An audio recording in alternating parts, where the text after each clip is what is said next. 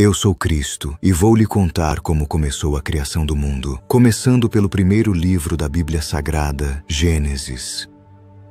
No princípio criou Deus os céus e a terra era sem forma e vazia, e havia trevas sobre a face do abismo, e o Espírito de Deus se movia sobre a face das águas. E disse Deus: haja luz, e houve luz. E viu Deus que era boa a luz, e fez Deus separação entre a luz e as trevas. E Deus chamou a luz dia, e as trevas chamou noite. E foi a tarde e a manhã, o dia primeiro. E disse Deus: haja uma expansão no meio das águas, e haja separação entre águas e águas. E fez Deus a expansão, e fez separação entre as águas que estavam debaixo da expansão, e as águas que estavam sobre a expansão. E assim foi. E chamou Deus a expansão céus, e foi a tarde e a manhã, o dia segundo. E disse Deus: ajuntem-se as águas debaixo dos céus num lugar, e apareça a porção seca. E assim foi. E chamou Deus a porção seca terra, e ao ajuntamento das águas chamou mares. E viu Deus que era bom. E disse Deus: produza a terra erva verde, erva que dê semente, árvore frutífera que dê fruto segundo a sua espécie, cuja semente está nela sobre a terra. E assim foi. E a terra produziu erva, erva dando semente conforme a sua espécie, e a árvore frutífera, cuja semente está nela conforme a sua espécie.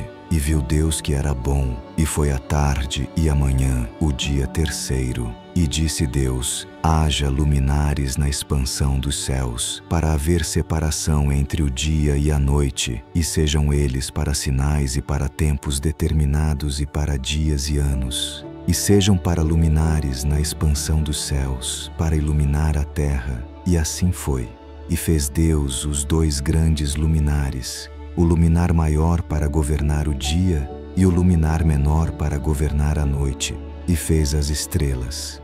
E Deus os pôs na expansão dos céus para iluminar a terra e para governar o dia e a noite, e para fazer separação entre a luz e as trevas. E viu Deus que era bom.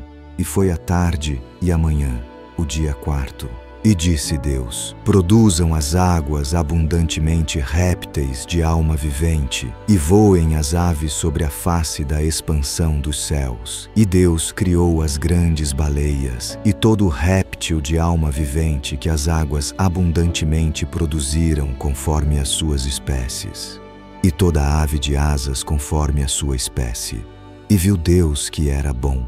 E Deus os abençoou, dizendo: frutificai e multiplicai-vos, e enchei as águas nos mares, e as aves se multipliquem na terra. E foi a tarde e a manhã, o dia quinto. E disse Deus: produza a terra alma vivente conforme a sua espécie, gado e répteis e feras da terra conforme a sua espécie. E assim foi. E fez Deus as feras da terra conforme a sua espécie, e o gado conforme a sua espécie, e todo o réptil da terra conforme a sua espécie. E viu Deus que era bom. E disse Deus: façamos o homem à nossa imagem conforme a nossa semelhança, e domine sobre os peixes do mar, e sobre as aves dos céus, e sobre o gado, e sobre toda a terra, e sobre todo o réptil que se move sobre a terra. E criou Deus o homem à sua imagem. A imagem de Deus o criou. Homem e mulher os criou. E Deus os abençoou. E Deus lhes disse: frutificai e multiplicai-vos, e enchei a terra, e sujeitai-a, e dominai sobre os peixes do mar, e sobre as aves dos céus, e sobre todo o animal que se move sobre a terra. E disse Deus: eis que vos tenho dado toda a erva que dê semente, que está sobre a face de toda a terra, e toda a árvore em que há fruto que dê semente, ser-vos-á para mantimento. E a todo o animal da terra, e a toda a ave dos céus, e a todo o réptil da terra, em que há alma vivente, toda a erva verde será para mantimento. E assim foi. E viu Deus tudo quanto tinha feito, e eis que era muito bom. E foi a tarde e a manhã, o dia sexto. Assim os céus, a terra e todo o seu exército foram acabados.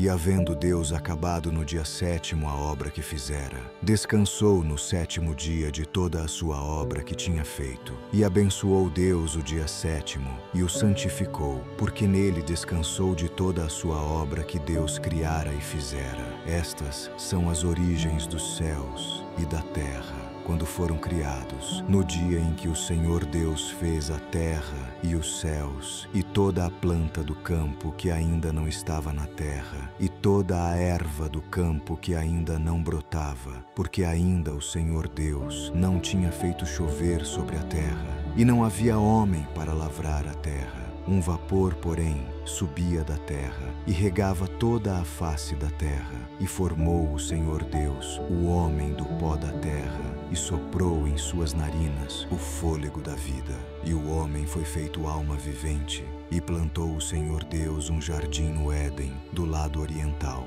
e pôs ali o homem que tinha formado. E o Senhor Deus fez brotar da terra toda a árvore agradável à vista e boa para a comida, e a árvore da vida no meio do jardim, e a árvore do conhecimento do bem e do mal.